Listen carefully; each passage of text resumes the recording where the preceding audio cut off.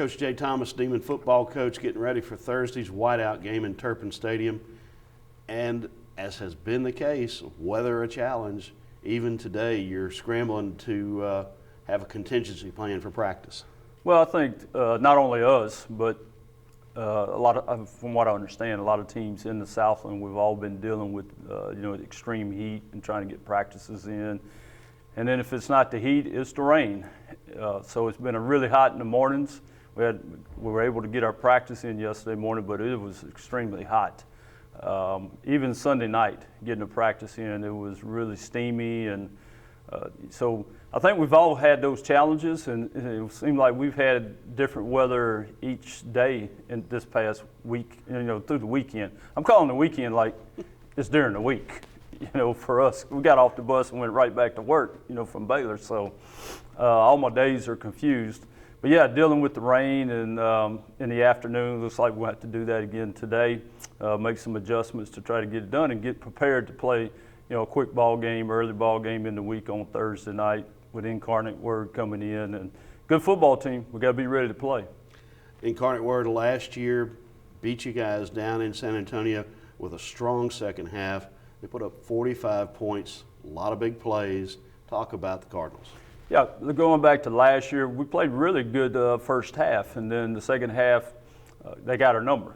And, so our guys remember that, and we want to be able to, pride ourselves on playing 60 minutes, which we did last week. Felt like that was one of the big positives coming out of the Baylor game, that we played 60 minutes.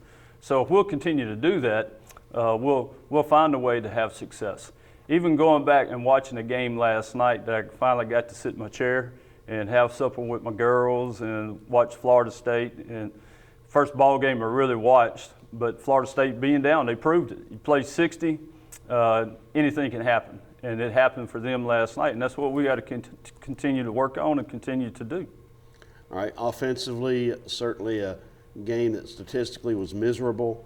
I know there were some things on film that were encouraging, but how important is it for this offense to break out early Thursday night? Well, that's the thing. We got, the timing. It was very difficult to move the football against Baylor's defense.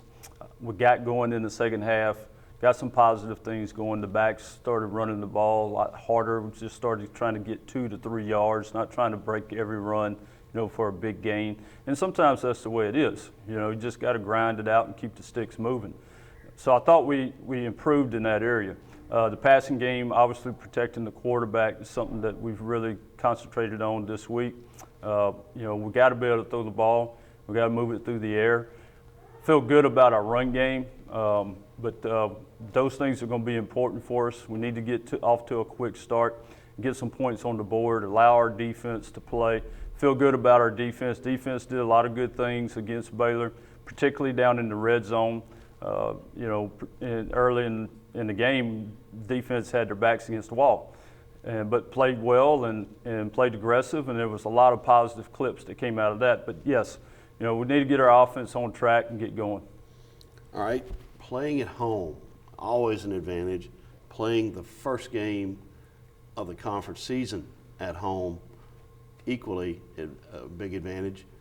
And the whiteout game, the excitement around that, all those things do play into your favor and a Thursday night. To talk about all that and what it means and how it can benefit the Demons. Well, it's special when you get the chance to play your first home game, and then of course this being the whiteout game and being a Thursday night where all the students come, and we encourage everyone to come out, and it's fun. It's not just a game, it's an event, and it's everything college football is meant to be and where it is at this day and time. But obviously the game itself is going to be entertaining. You got a lot of talented players that'll be on the field. Our guys, for them, is to really keep them in the saddle and not get too emotionally too high. And they're going to be ready to play. There's no doubt about it. Obviously, it being a home game and then being on Thursday night and having family and friends and everyone here. So I think we learned a little bit from last year, hopefully, that we got to keep it under wraps and stay about business and take care of the Demons. That's what we got to concern ourselves with and preparing ourselves to play the game. All right, this weekend there was some really good news for the Demon football program as Pace Murphy made the Los Angeles Rams roster as an undrafted free agent. Another Demon in the NFL, 3 now playing this year, a couple more coaching. Talk about Pace's making the Rams and that kind of impact on the NFL. So happy, so proud for Pace, and it couldn't happen to a better guy. Extremely smart, intelligent, tough guy. The only thing I would like to have him back, he was never redshirted. He'd still be with us this year. But no, we're very happy for him, and he hopefully has a long career in the NFL. And Pace has those abilities to be able to do that. And there's a big guy in New York who you coach, Deion Simon, who has definitely moved up the ranks in the Jets organization.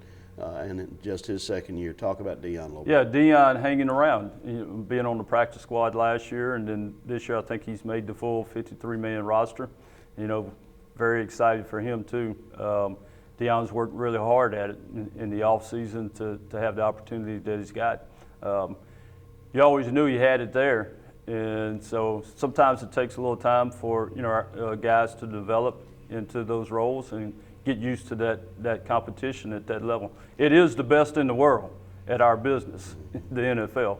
So that's pretty special when Northwestern State can have that many guys playing in the NFL, and you're talking about a 53-man roster. And when they travel, they don't travel with the full 53. I think they only can take like 48 when they go to play the game. So it's a pretty special opportunity for those guys, and it certainly makes our program and our university really look good, and we're very proud of it. And there's good players like that around this conference. Last year, UIW had Tavares, who I don't know if he made the Eagles roster or not, but he did make it. Yeah. And so that's what you face every week in this conference, are players of that caliber on the other sideline. The level of competition in the Southland Conference, what do you see it as this year? Yeah, no change in that. It's just going to get better and better every year. Southland Conference, I've been in it a long time, since 1990. And then, I disappeared some years into the OVC and then back into the Southland. And every time that I disappeared away from it and then came back, it's just gotten better and better. So, nearing about 20 years coaching in this league. Every year you're going to have guys that are going to have an opportunity to go play in the NFL from just about every team in the Southland.